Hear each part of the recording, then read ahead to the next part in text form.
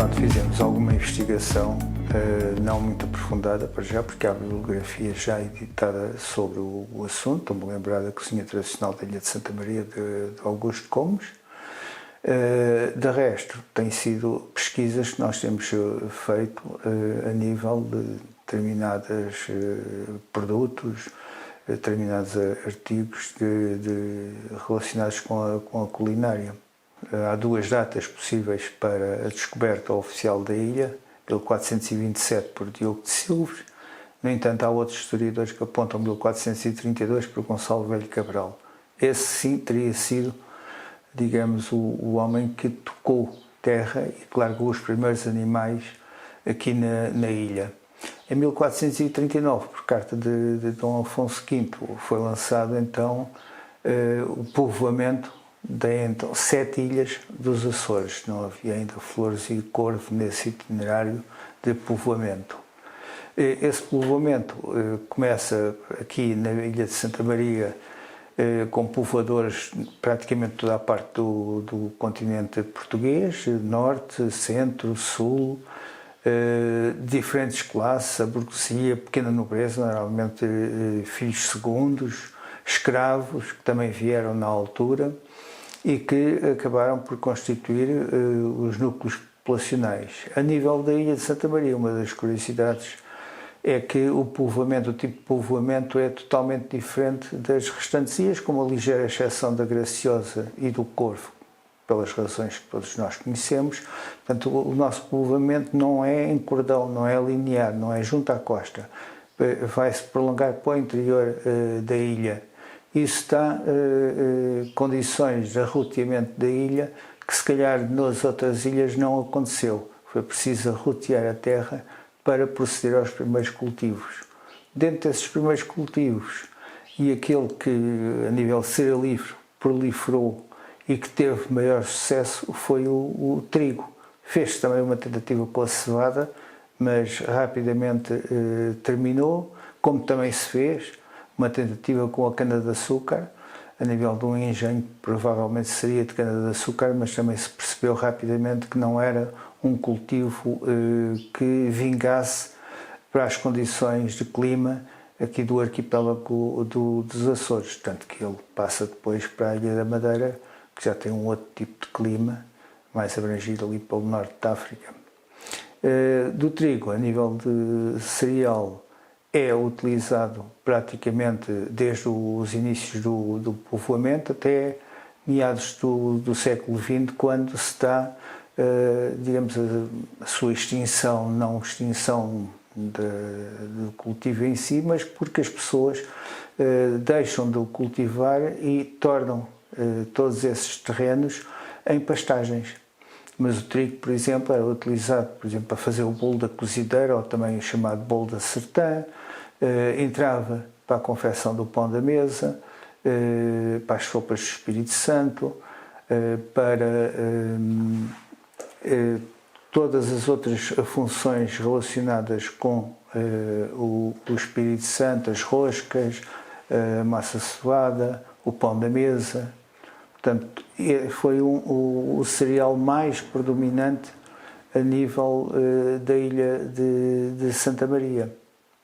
O trigo foi sempre o cereal que mais expansão teve, embora tivesse havido também milho aqui na ilha, por volta de finais do século XVI, mas garantidamente no século XVII já aparece em alguns mapas o cultivo do milho. Normalmente para fazer, por exemplo, as papas de caixão, que era um prato de alimentação substancial para quem trabalhava no campo. Em relação ainda ao trigo, falta-me falar do cuscuz, que também se produzia aqui na ilha, o que é interessante, que parece-me ser a única ilha onde esse prato de influência berbere entrou na culinária mariense. Um pouco devido também aos ataques de piratas berberes que acossavam a ilha de Santa Maria amiudadas vezes, mas também porque no continente português o cuscuz existiu na zona sul e basicamente até à fronteira do Rio Mondego, onde foi a influência, digamos, árabe da península. E provavelmente teria vindo para a ilha com os primeiros povoadores e que tiveram essa influência, porque lá também já se consumia cuscuz a nível de alimentação. Depois temos a carne, temos hortícolas e frutícolas, temos as leguminosas. Por exemplo, o caso da carne, normalmente por alturas de Natal cada família tinha o seu porquinho, matava-o por alturas de Natal, era um momento de convívio, um momento de socialização, porque era também uma altura em que os vizinhos vinham ajudar a essa matação. Aqui nós chamamos matação, mas matança do porco, porque sabiam que quando fosse a altura de matar o seu porco, também os vizinhos iam participar nesse momento de convívio e de trabalho para a matança do porco. Do porco tirava-se depois a carne, que era cortada, salgada, guardada em salgadeiras. O sal era um elemento fundamental para a conservação da carne. Fazia-se depois os torresmos, podiam ser de carne ou de os chamados torresmos brancos, que é mais à base do toucinho. Os enchidos, neste caso fazia-se os chouriços, fazia-se as morcelas com o sangue do porco, sangrava-se o porco, mexia-se o sangue, misturava-se um bocadinho de vinho, depois limpava-se bem a tripa do porco e fazia-se esses enchidos que acompanhava também, neste caso estamos a falar das morcelas, mas havia também o chouriço de carne, que eram depois conservados em banha de porco nos boiões de barro. Para de enchidos ainda, e falando nessa terminologia, temos as alheiras, que eu penso que é caso único aqui no arquipélago a existência de alheiras. Conta-se que as alheiras foram introduzidas pelos cristãos novos, e isso é um facto que está mencionado na historiografia portuguesa, devido à Inquisição, e quando a Inquisição se instala em Portugal, os judeus ou os cristãos novos convertidos ao cristianismo, mas que continuavam a praticar a sua religião, o judaísmo, para enganar os espiões da Inquisição, inventaram esse enchido que não levava carne de porco. O caso aqui da ilha levava carne de porco. Mas há também uma outra teoria que diz que a alheira era uma forma mais prática de conservar outros tipos de carnes junto do fumeiro. Fazia-se o fumeiro à boca do forno, pendurado os chouriços e as morcelas no chamado sarilho, e aí ficavam a curar até ao período de serem consumidos, onde depois também eram guardados dentro de boiões. Embora hoje em dia alguns turistas se queixem de que vão aos restaurantes e não encontram peixe, a verdade é que continuamos a consumir peixe, ou não estivéssemos nós numa ilha. Consumia-se essencialmente a veja, podia ser fresca ou escalada. Escalada é seca e depois salgada, o chicharro, o bonito. Por falar em peixe, por exemplo, existiram aqui duas fábricas de transformação de pescado, especialmente o atum, uma em Vila do Porto e outra no Lugar dos Anjos, que encerrou por volta da década de 70 do século XX. Foram as únicas indústrias transformadoras de pescado que a ilha conheceu, mas a nível do consumo também fazia parte da dieta alimentar do mariense, bem como as leguminosas. E quando falamos em leguminosas estamos a falar em feijão, em xíxaros, em fava.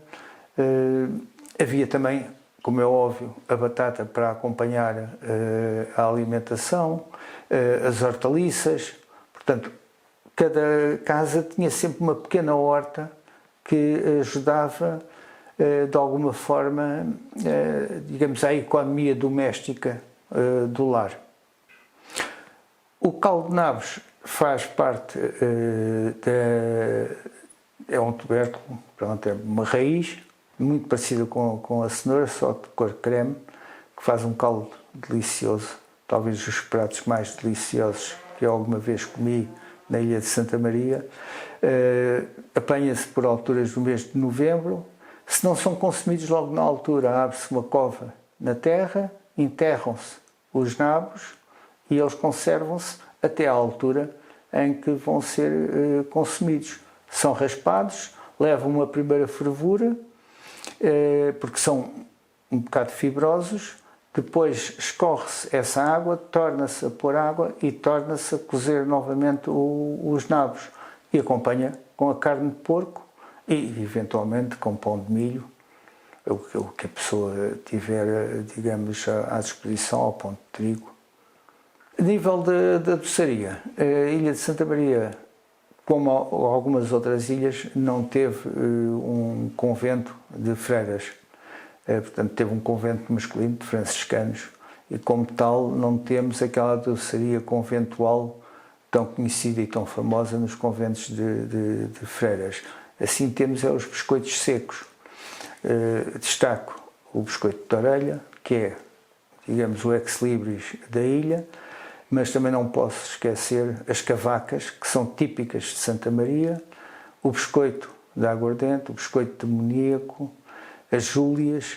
Portanto, tudo isto faz parte da doçaria da ilha de Santa Maria. A nível de plantas aromáticas, havia uma que era muito utilizada, por exemplo, para maleitas do estômago, quando alguém estava mal disposto, que era a macela.